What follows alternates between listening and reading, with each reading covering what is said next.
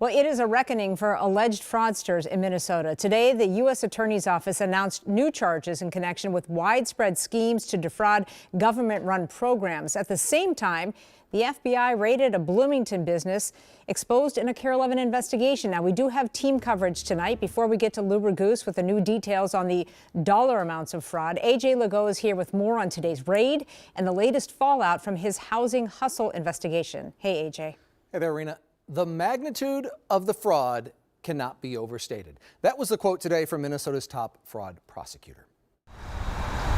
In an early morning raid, federal agents descended on a Bloomington strip mall. The target?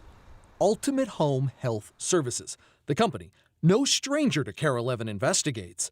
Just last month, we exposed how a mentally ill man named Rick Clemmer died and wasn't found for an entire day. He's got rigor and validity, so he's been deceased for a long amount of time. While at the same time, Ultimate Home was billing taxpayers hundreds of thousands of dollars, claiming they provided Rick 12 to 13 hours of direct service every day.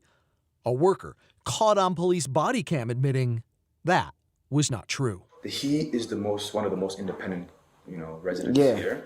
So we don't got to do that much checking on him. The federal search warrant of the company headquarters cites KARE 11's investigation.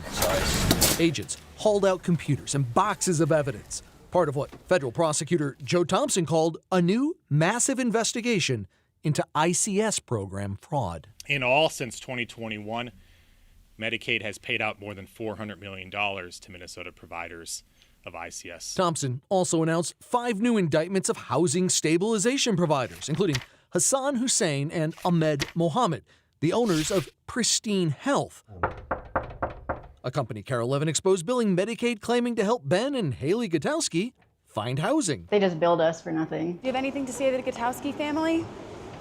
KARE's investigation exposed how, using what appeared to be forged client records, Pristine Health partnered with another HSS company called Foundation First, whose owners have already been indicted for fraud. The new charges allege Pristine and Foundation First worked together to fabricate housing-focused plans, then use them to submit false claims, spending much of the proceeds on extensive foreign travel. Any comment on the allegation your company is accused of forging client signatures? Anthony Jefferson, the owner of another housing stabilization company called Chosen Runner, was also indicted in a case Thompson labeled fraud tourism. Except for they heard that Minnesota and its housing stabilization services program was easy money. Jefferson lives in Philadelphia and on social media portrays a life of opulence, luxury cars, and designer clothes. Investigators claim he and a partner set up shell companies and billed Minnesota Medicaid $3.5 million for doing no real work. They came here because they knew and understood that Minnesota was a place where taxpayer money could be taken with little risk and few consequences. Well, we tried contacting the fraud defendants, some of them for months, but have not gotten a response. In court today, the owners of Pristine Health pled not guilty. Today, 13 people have been charged in the housing hustle. 2 have already admitted to the fraud scheme and await sentencing right now. This has so many tentacles, but in the housing part of this, 13 people. Are we expecting any more charges? Yeah, we certainly are. I mean, 100 companies plus have been shut down due to credible allegations of fraud before the state terminated the entire program. And Joe Thompson, the prosecutor, said today that there is just going to be waves of these coming in the next months. All right, well, you keep busy. Thanks for doing all your hard work. Appreciate it. Lou Raguse is standing by now in the newsroom with the new details about the scope of the fraud that investigators are finding within these social services programs. Lou?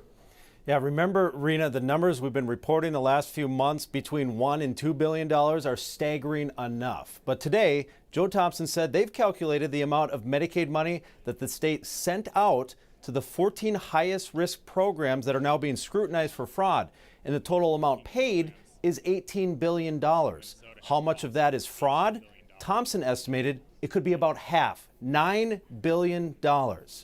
Thompson showed how the various programs exploded in growth, just like the Feeding Our Future meal fraud program did. And he talked about how many suspects dipped into more than one of those programs, like Asha Hassan, who pleaded guilty today to scamming $14 million from the autism program while admitting another $465,000 in theft from the meal program.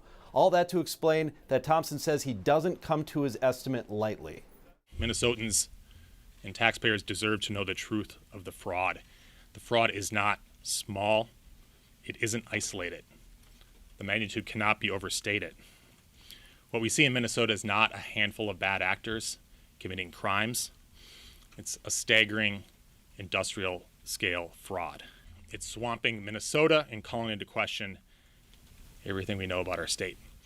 Now, besides that autism suspect, Asha Hassan, pleading guilty, a relative of hers today was charged in the autism fraud case. A lot of the old patterns of allegations in that case, including that he sent hundreds of thousands of dollars, the stolen money, overseas. Rena.